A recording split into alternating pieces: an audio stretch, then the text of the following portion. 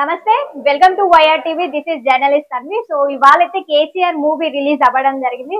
So అక్క movie చూసినంత సేపు చాలా ఎమోషనల్ గా ఫీల్ అయ్యారని చెప్పేసి మనం చాలా వరకు చూసాము. విజువల్స్ కూడా ఆల్రెడీ బయటకి వచ్చేసినాయి.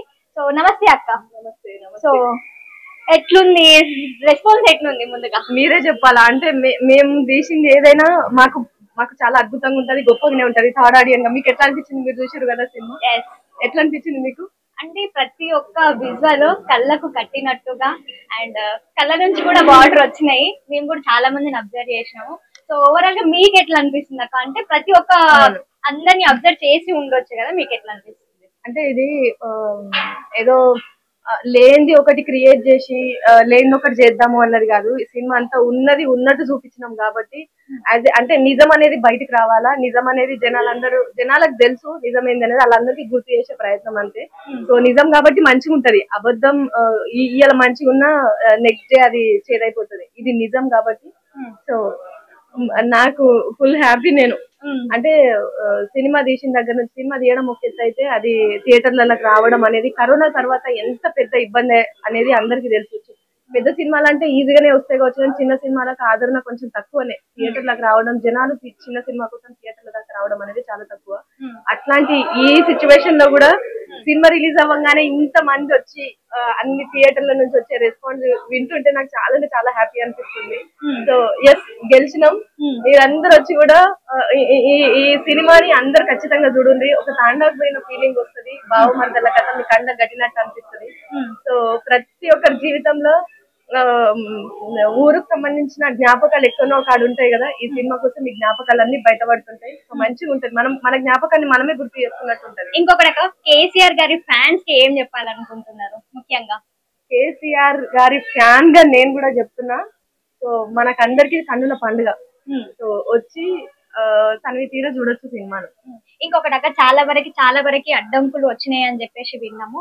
సో ఎలాంటి అడ్డంకులు వచ్చినాయి? చాలా వరకు మూవీ కూడా ఆపడానికి చాలా మంది ట్రై చేసినారంటే ఎలాంటి సిచ్యువేషన్, బ్యాడ్ సిచ్యువేషన్స్ ఎలాంటివి మీరు ఫేస్ చేసినారు ఇక్కడ?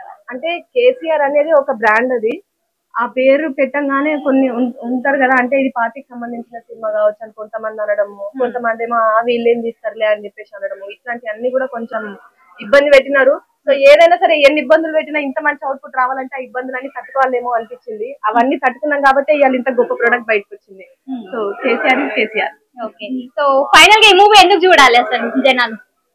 ఇప్పుడు వస్తున్న సినిమాలల్లా ఫైట్లు, 4 పాటలు, బయట దేశం పోయి కొన్ని సీన్లు, అట్లనే అంతవరకు మాత్రమే కొన్ని సినిమాలలో మనం గమనిస్తున్నాం. పెద్ద సినిమాలలో చిన్న సినిమా అయినా ఈ సినిమా పెద్ద ఆదరణ ఎందుకు పొందుతుంది అంటే ఒక కథలో మనల్ని ఇరికియడం కాదు, కథతోని మనల్ని ట్రావెల్ చేస్తారు. సో ఊరన్నా ఊర్లకు ఎప్పుడు క్రేజ్ తగ్గదు, ఊరు మట్టి వాసకు ఎప్పుడు క్రేజ్ తగ్గదు. మనం వచ్చి కాంక్రీట్ జంగిల్లో బతుకుతున్నాం కావచ్చు, కానీ ఊరు ఎప్పుడైనా ఊరే కదా. సో మన ఊరుకు మనం పోయి వచ్చినట్టు ఉంటది. అందరు కుటుంబం అందరు కూర్చొని చూసే సినిమాలు కూడా చాలా తక్కువ వస్తున్నాయి కాబట్టి ఈ సినిమా కుటుంబం అందరు కూర్చొని చూడొచ్చు కాబట్టి అందరు వచ్చి ఈ సినిమాని చూడొచ్చు. ఇంకొకటి అక్క, ఫైనల్ గా కొన్ని డైలాగ్స్ మీవి చాలా బాగున్నాయి. అవి డైలాగ్లు తిట్లు ఒక 2-3 తిట్లు తిట్టరామో వద్దు. ఎందుకు పాపం నా తిట్లు వినడానికి రాండ్రి. అనవసరంగా ఇప్పుడు తిట్టొద్దు, వినడానికి రాండ్రి. ఏదో సీన్ ఏంటి మీకు ఈ మూవీలో? అయ్యో సినిమా అంతా బెస్టే. నాకు ఒక్క సీన్ అని చెప్పాను, ఎందుకంటే అవ్వడానికి ఒకటి ఉంటది కదా అసలు సినిమా అంతా. ఎందుకంటే ఒక సీన్ హైలైట్ అవుతుంది అని చెప్పేసి ఇంకొక సీన్ ని నేను అట్లా చేయలేను. ఎందుకంటే ఏ సీన్ కి ఆ సీనే ఇంపాక్ట్, ఇందులో ఏ క్యారెక్టర్ కి ఆ క్యారెక్టర్.